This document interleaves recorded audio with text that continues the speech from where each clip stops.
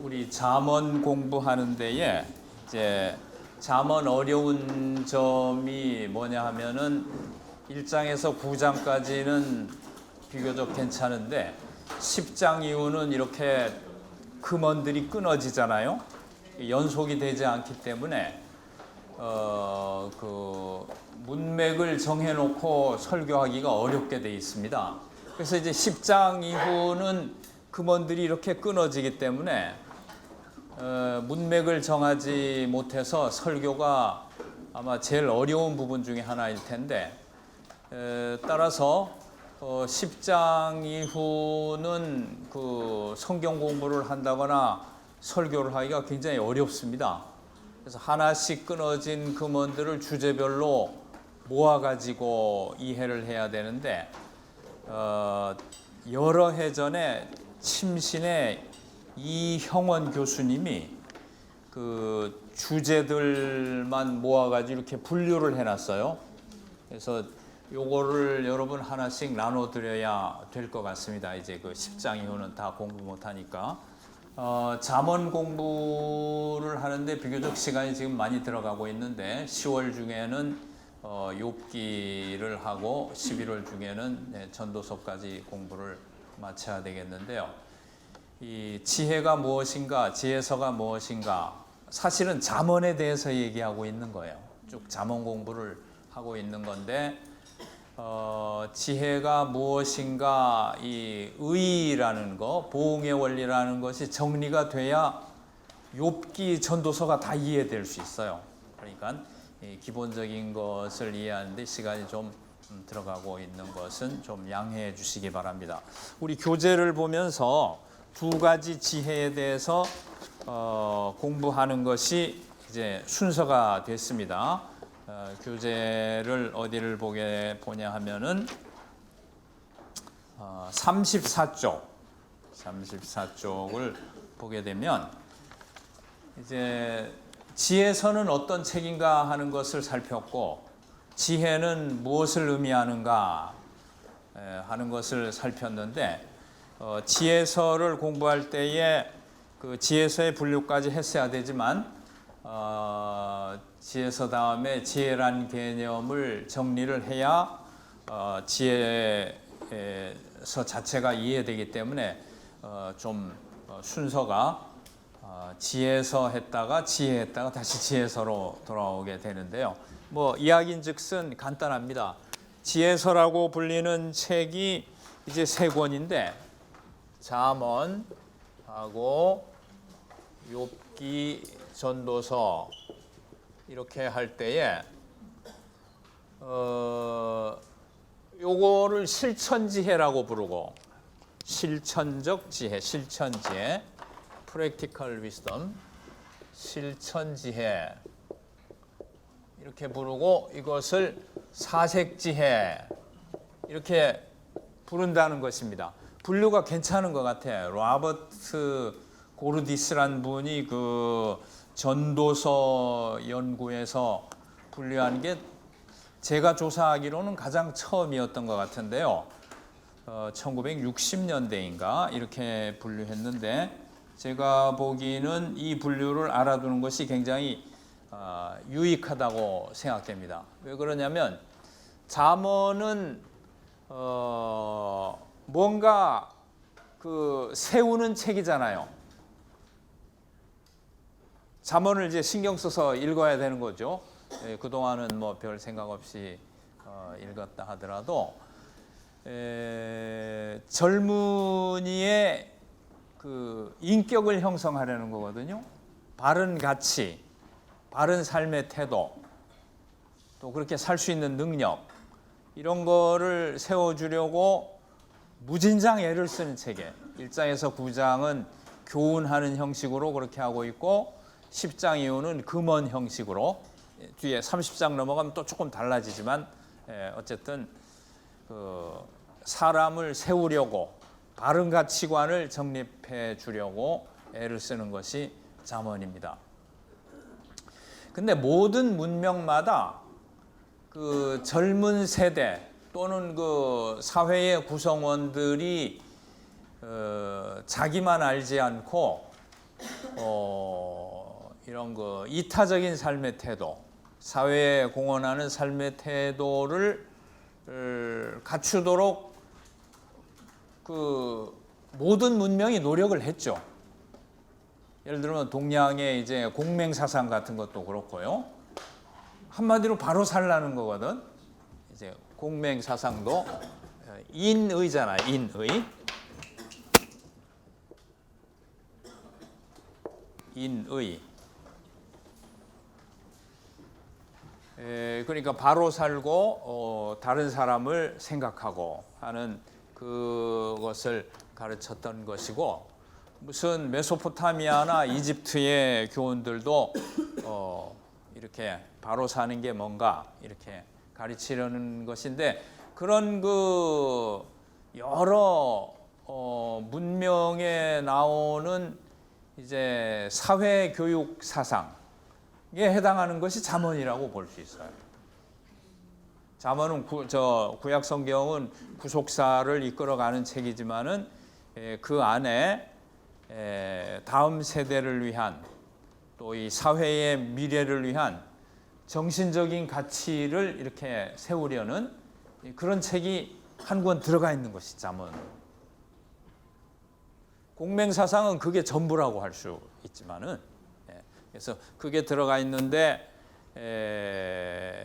그냥 그것으로 끝나는 게 아니고 신앙과의 연관 속에 주어지고 있죠. 하나님을 두려워하는 것이 기초가 되고 바른 생활을 영위하는 것이, 그것이 지혜다, 이렇게 가르치는 것입니다. 이제 말로는 이렇게 간단한데 사실 그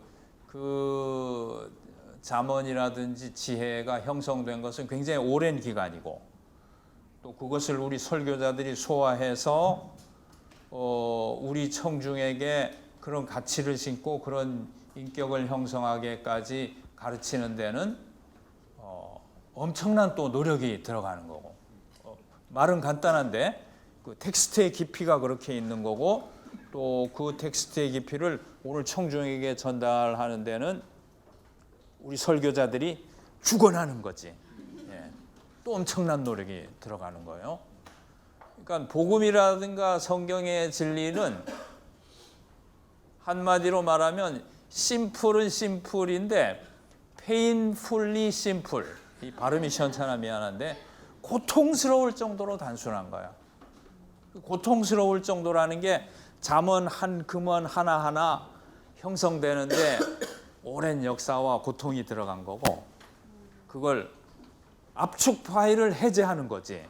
설교자들 압축 파일을 풀어가지고 그걸 청중에게 전달해 내기 위해서는 내 안에 그게 신학으로 소화해야 되니까 또 큰 그 수고가 따르는 것이죠.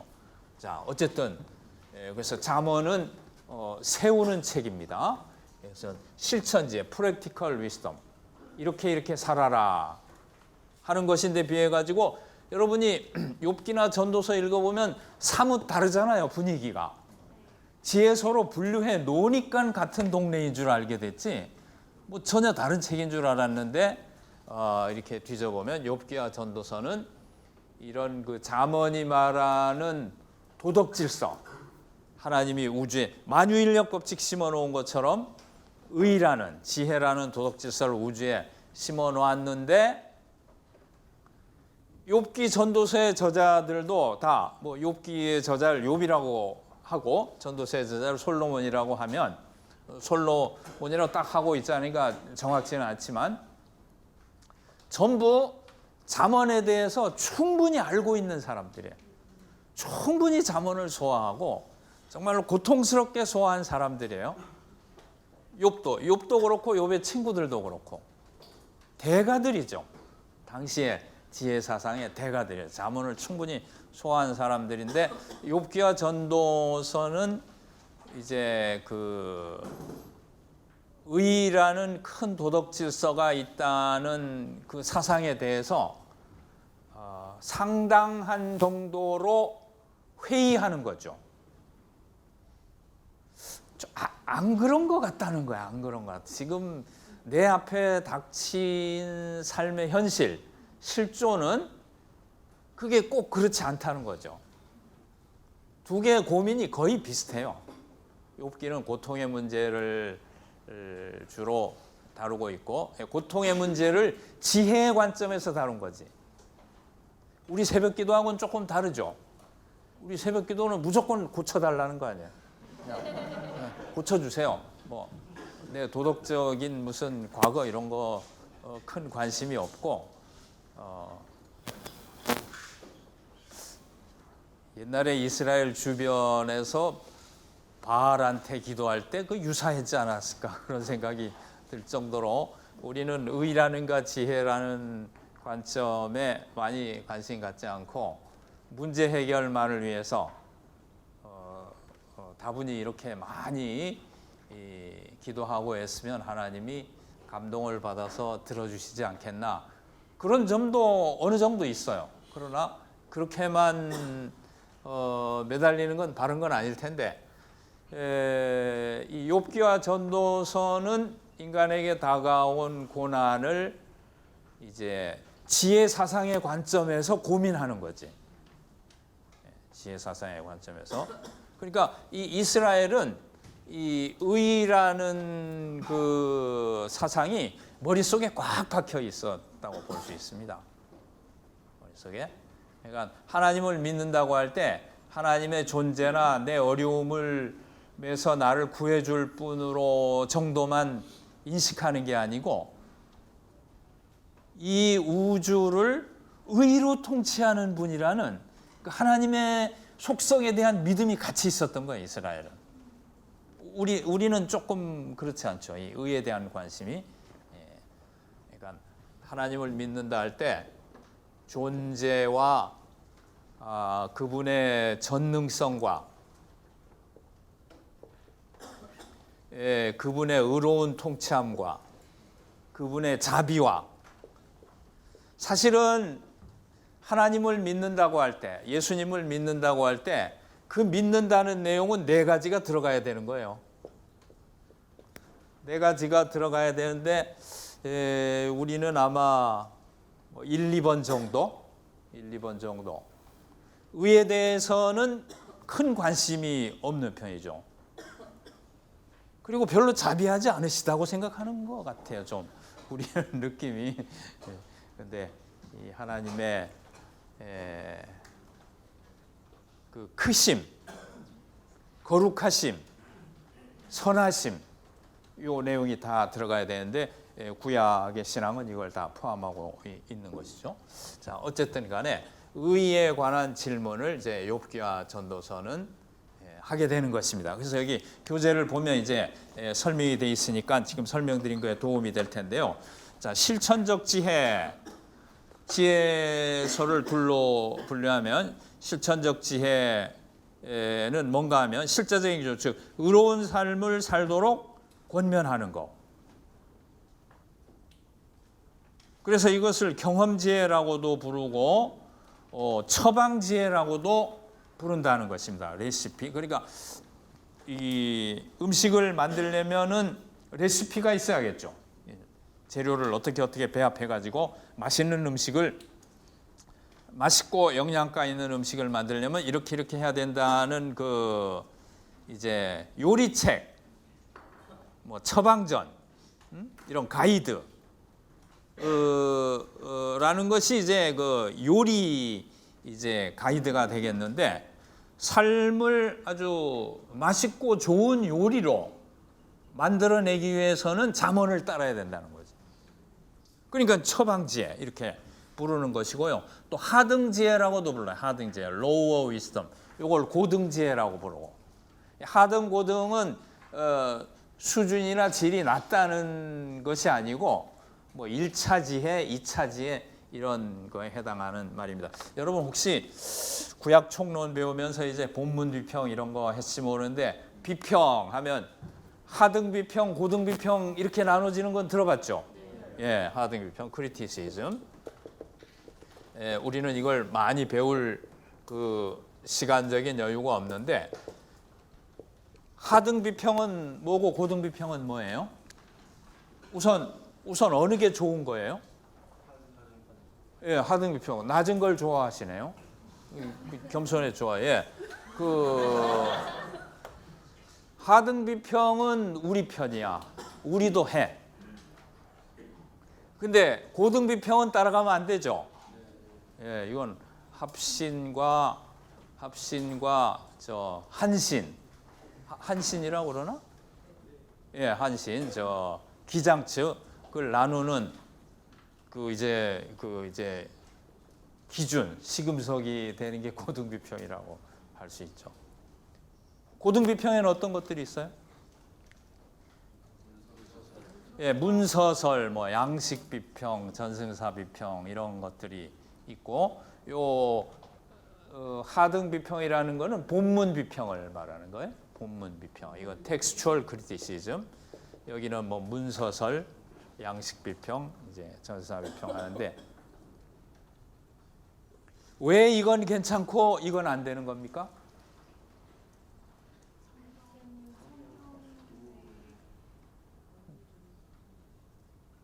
성경의 무호, 그거 관계되죠.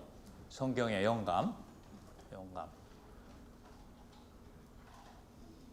조금 그래도 구체적으로 알고 있어야 되는데, 로우 하이어 하는 말이 나왔기 때문에 잠깐 여담을 하는 거예요. 텍스트가 진화 과정을 통해서 형성됐다? 그게 어느 거예요? 예, 고등 비평이고, 요거는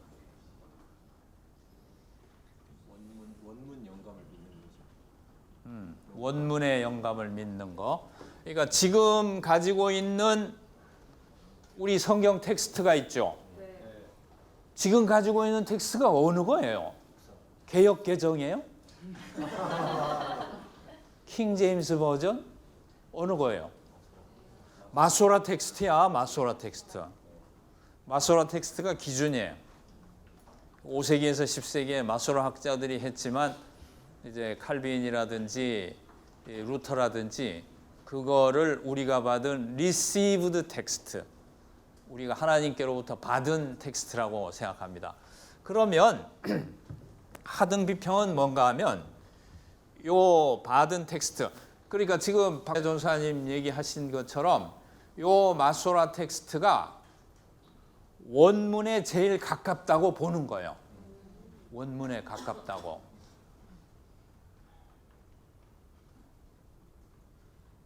그러니까 여기 나와 있는 마소라 텍스트에 있는 이사야는 이사야가 쓴 거에 제일 가깝고, 여기에 나와 있는 레위기는 모세가 쓴 레위기와 같다 이렇게 해버리면 너무 무식한 얘기가 되고, 왜냐하면 마소라 텍스트도 사본이니까 제일 가깝다 이렇게 보는 건데요. 이 하등 비평이란 건 뭐냐면은 요 마소라 텍스트를 기준으로 이 원문이 어떻게 전승되어 왔는가, 이 전수되는 과정에 어떤 오류가 생겼는가, 그거를 추출해서 오류가 생긴 거는 제거하고 가장 원문에 가까운 게 뭔가 이렇게 추구하는 것이 하등 비평이에요. 로어 크리티시즘. 하이어 크리티시즘은 뭐냐면은 굉장히 좀 깊이 들어간다는 거지. 어떻게 깊이 들어가냐면은 깊이 들어가는데 지나치게 깊이 들어가는 게 안 되는 거지. 지나치게. 태양과 너무 멀리 떨어지면 안 되죠? 얼어 죽지. 태양과 너무 가까이 가면 어떻게 되냐면 타 죽지. 적당한 거리가 중요한 건데, 이 고등 비평은 너무 태양에 가까이 가는데 어떻게 가냐면은 마소라 텍스트가 여기 있기 전에 현재 텍스트 뒤로 들어가는 거야.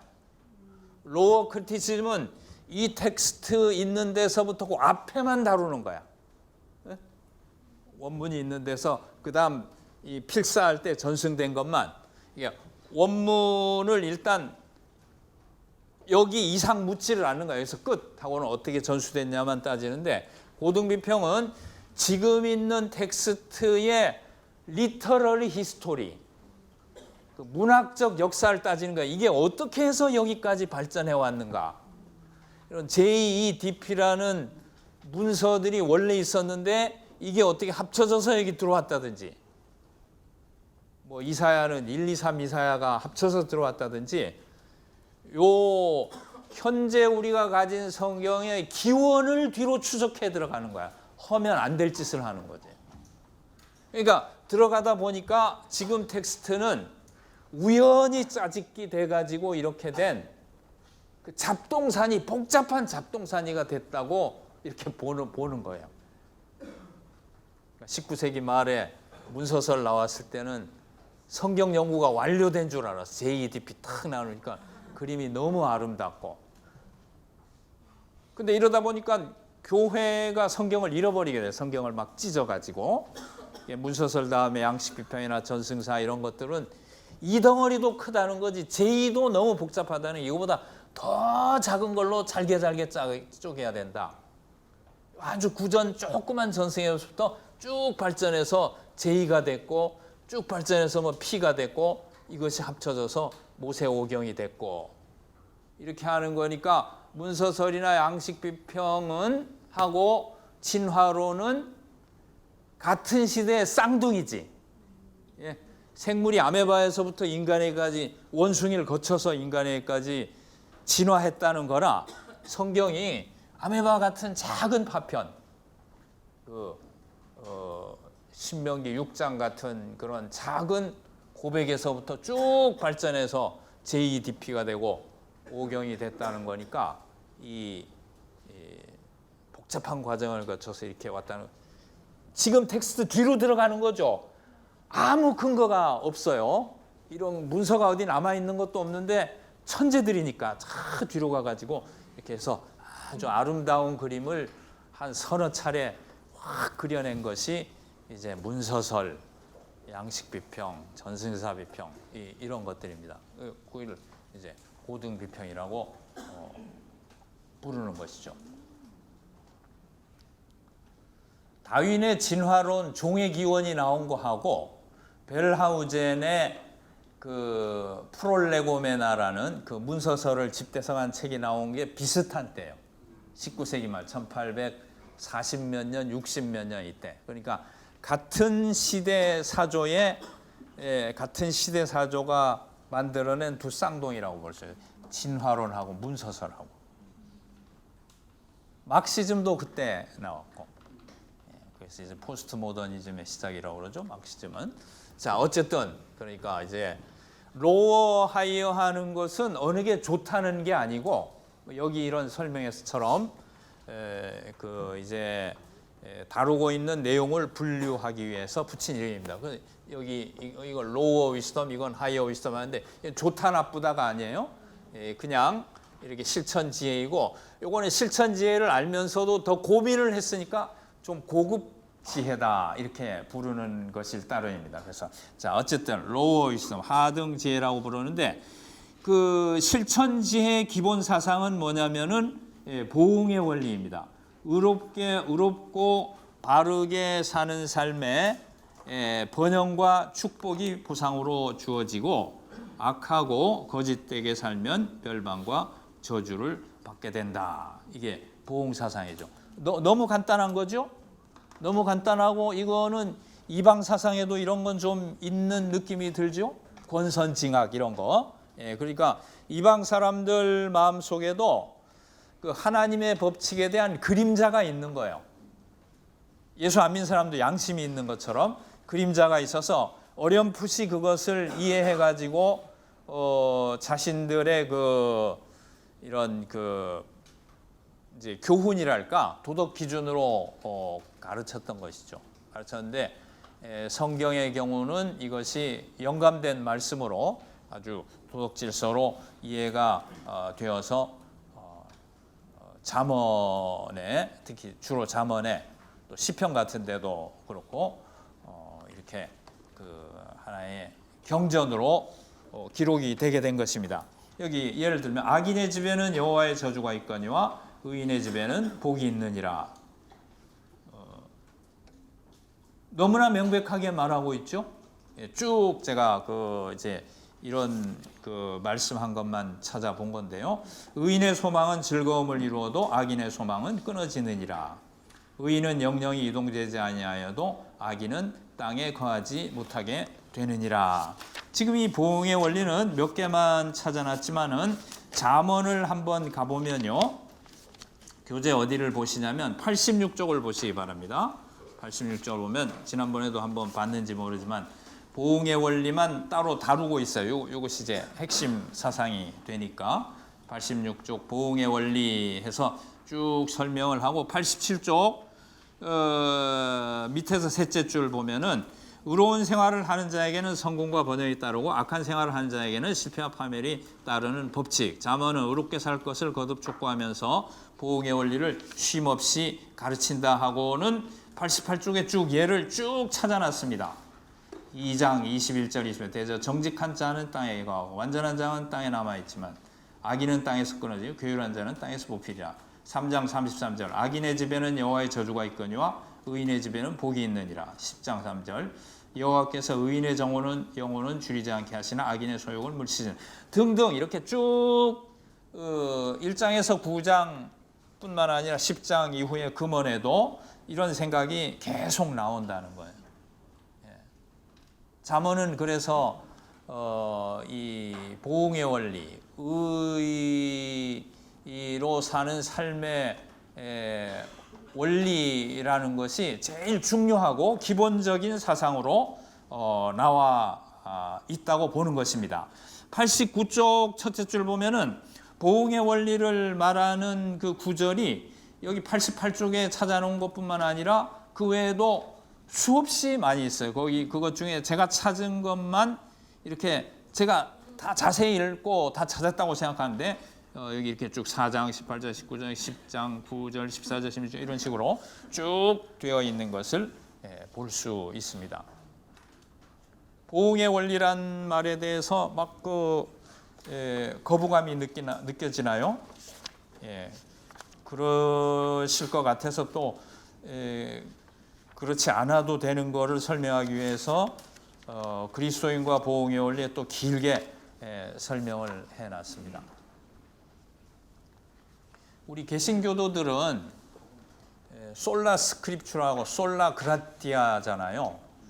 은혜로만 하다 보니까 이 행위로 하는 거에 대해 가지고 사람이 이렇게 균형적인 생각을 갖기가 늘 어려운 거예요. 은혜라는 부분 제일 그거 없으면 뭐 우리 신앙이라는 게 존재할 수 없다고 할 정도로 아주 중요한 법인데 이신칭이라든지 이제 오직 은혜로 되는 건데 이것이 너무 중요하다 보니까 이러한 그 삶의 원리라든가 의라는 질서라든가 하는 게 굉장히 거부스럽게 이렇게 다가오기가 쉽게 되겠어요. 아마 천주교에 가서 이런 강의를 하면 이렇게 많은 장황한 설명을 안 해도 될지 모르겠어요. 그 사람들은 이제 좀 이런 행위 뭐 이런 거에 대해 가지고 오히려 훈련을 많이 받았으니까. 그런데 중요한 것은 이제 종교개혁이 그 파악한 신앙의 진리란 것은 의라는 질서를 무시하는 게 아니고 그 질서에 전혀 닿지 못하는 인간에 대해서 깊이 이해를 한 것이죠. 질서 이해가 없어지는 게 아니고 그러다 보니까 인간으로서는 하나님이 원하는 질서 그 수준에 이를 수 없으니까 또 하나님을 반역했기 때문에 그리스도가 그 값을 대신 치르고 그 다음에 바로 살 수 있도록 해주시기 위해서 구속이 우리 삶에 갖는 의미를 이렇게 말하는 것이 복음인데 은혜가 중요하다는 생각 때문에 의의 질서라든지 우리가 이 지상에서의 삶의 책임이라든지 하는 것이 소홀히 돼서는 결코 안 될 것으로 생각합니다. 그래서 이 은혜 부분만 너무 강조됐다고 생각하고 또 교회의 삶이 따르지 않는 것을 극복하려고 나온 그 이상한 생각들이 New Perspective on Paul 이런 거 아니에요? NPP. 사실은 제가 거기 전문은 아니기 때문에 뭐 한마디로 하기는 어렵습니다만 우리 교수님들이 모여서 NPP에 같이 이제 세미나도 이제 교회학 교수님, 뭐 신학 교수님들 다 해서 한 적도 있지만은 그 사실은 복음을 균형 있게 정상적으로만 이해하면은 MPP 같은데 이렇게 막 기웃거리지 않아도 될 수 있게 돼 있는 거거든요. 복음 이해가 은혜라는 쪽으로만 이렇게 가가지고 이렇게 삶의 책임, 이런 의의 질서 이런 거를 놓쳐서 그렇지. 그러니까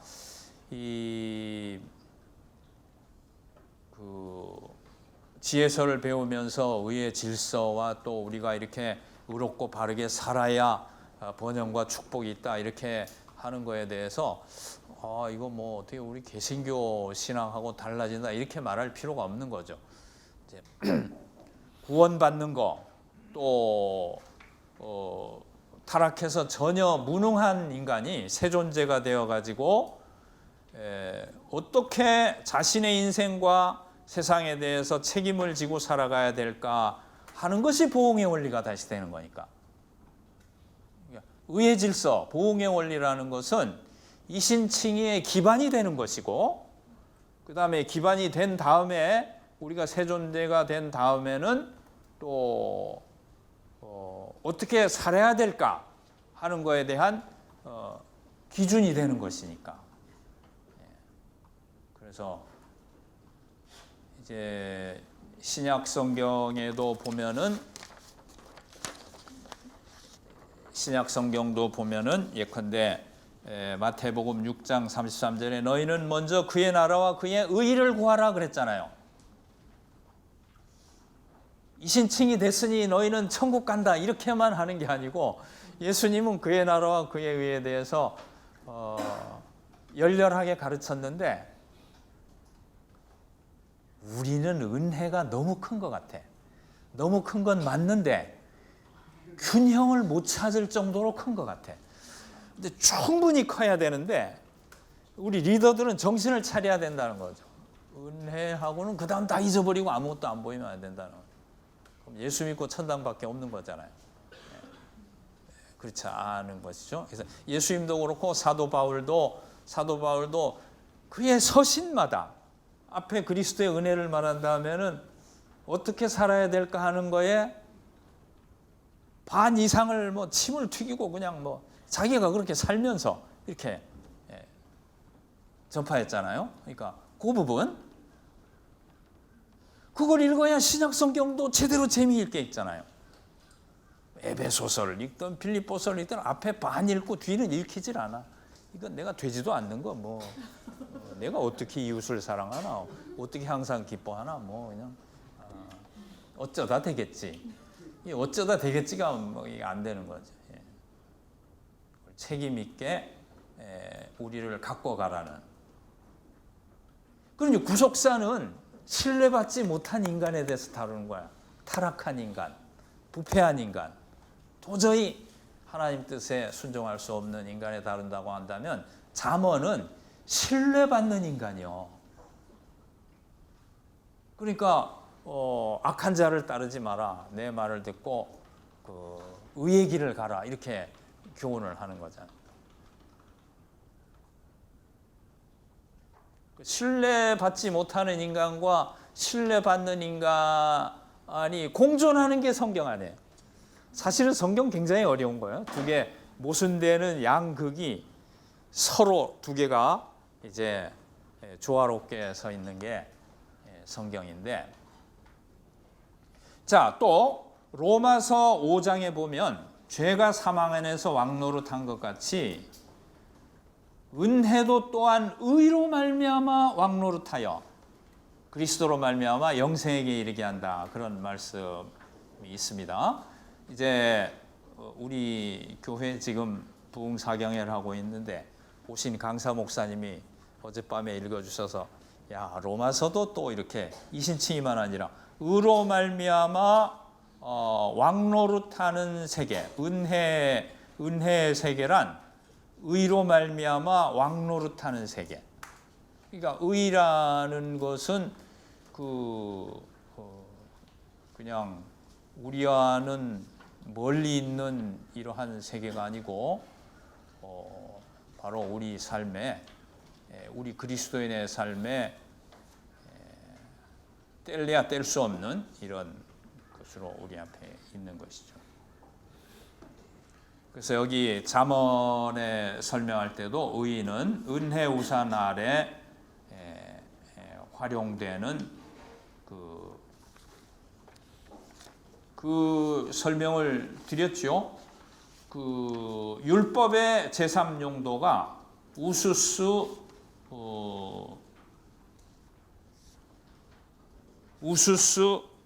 노르마티브스.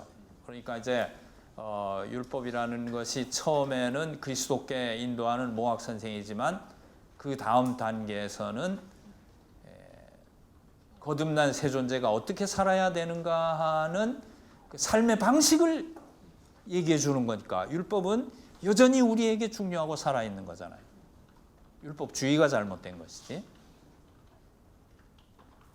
그래서 의라는 문제도 율법이 의의 표현이고 하니까 의라는 문제도 우리가 그렇게 접근을 해야 된다. 그래서 보응의 원리라는 것은 그 하나님의 자녀의 인격 형성을 촉구하는 원리이고 또한 동시에 우리 인간 앞에 놓여 있는 엄청난 기회를 포착하도록 열어놓은 그 가르침이 지혜와 의의 가르침이라고 부르죠. 엄청난 기회가 열려 있는 거예요. 왜 그러냐면 의로운 생활을 하는 자에게 성공과 번영이 따른다. 이것이 보응의 원리의 그 가르침 내용이니까요.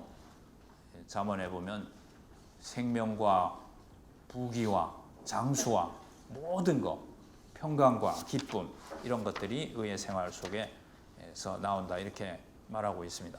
자, 어쨌든 여기 보응의 원리를 기본 그 가치로 의의 질서를 기본 가치로 가르치는 거기 때문에 실천적 지혜는 초세운의 기본 철학으로 이 원리를 제시하면서 인생에 성공하기 위해서 성공이란 건 여기 장수, 부귀, 평안, 기쁨, 축복, 정직하고 옳은 생활을 해야 한다고 가르치고 있습니다. 보응의 원리 하나님이 우주와 인간의 삶에 심어놓으신 도덕 질서이고 내적 원리이고 빌트인 프린시플이고 정통적인 가르침입니다. 시편에도 많이 나오는데 뭐 1편, 19편, 30편 등등 시편에도 지혜시라고 하는 것들은 지혜시도 잠언적 지혜시가 있고 욥기 전도서적 지혜시가 있는데 여기 있는 것들이 잠언적 지혜시입니다. 사색 지혜는 뭐 대강 다 설명드려 다시 보겠습니다. 사색 지혜는 실천 지혜가 가르치는 보응의 원리가 기계적으로 적용될 수 없다고 항의하는 것을 말합니다. 욥기가 전도서 보응의 원리를 획일적이고 낙관적으로 적용하는 것에 대해서 회의하며 그로부터 한 걸음 물러앉아 인생의 문제를 반추하고 관조합니다. 사색적 지혜라는 이름 외에 스페큘러티브 위스덤 이렇게 제목을 붙였는데 리플렉티브 반성적 지혜 또는 이그지스텐셜 또는 하이어 위스덤 이런 식으로 부를 수 있다는 거죠. 뭐 한 제목이면 충분할 것 같아요. 스페큘러티브 위스덤. 근데 보면 사색적 지혜는 정통적 지혜, 잠언의 가르침을 정통 지혜로 우리가 부른다면 그것에 반발해서 상당히 공격적으로 질문을 하는 것이죠. 뭐 이단적으로 하면 그래서 코테이션 마크를 했는데 사색지의 저자들은 의롭게 살아도 고난과 불이익을 받는 수가 있고 악하게 살아도 형통하고 유리하게 되는 수가 있는 삶의 현실을 목도하면서 심각하게 고민합니다. 이런 고민들을 좀 해보셨나요?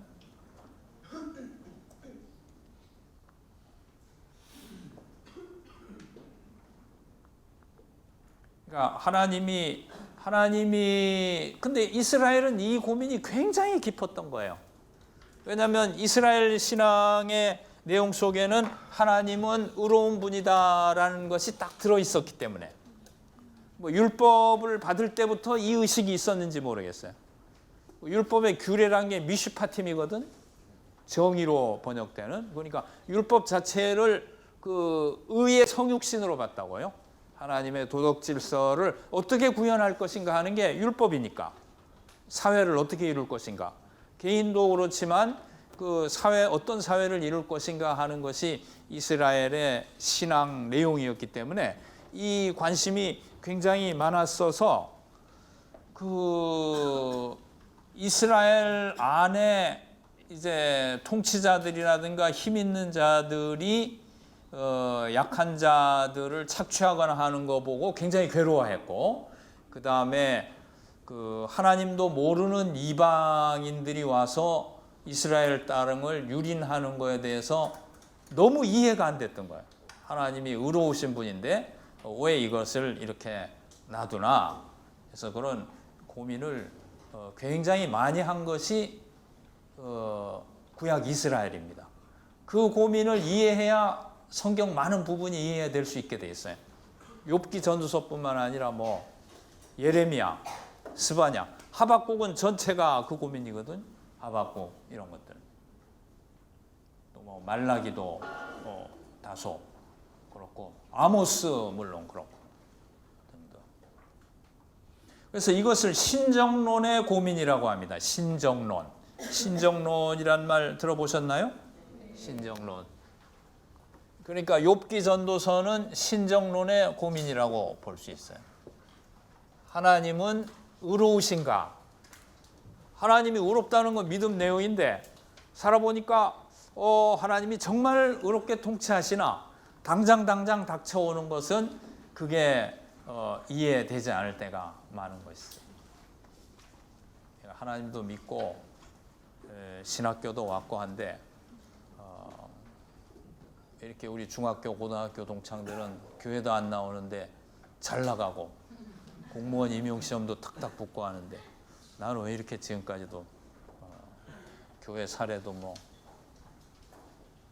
생활하는데 충분치 않고 이렇게 어려움을 겪어가나.